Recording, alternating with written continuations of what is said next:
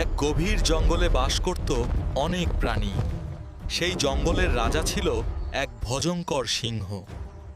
প্রতিদিন সে একটি করে প্রাণী খেয়ে ফেলত। জঙ্গলের সবাই ভয়ে কাঁপত।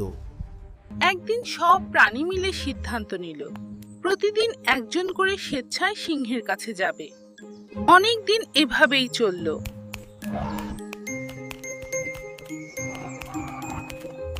একদিন পালা পড়ল ছোট্ট এক খরগোশের। সবাই ভাবল আজ আর বাঁচার আশা নেই, কিন্তু খরগোশটা ভয় পেল না। সে ধীরে ধীরে সিংহের গুহার দিকে রওনা দিল। এত দেরি কেন? মহারাজ, পথে আরেকটা সিংহ আমাকে আটকেছে।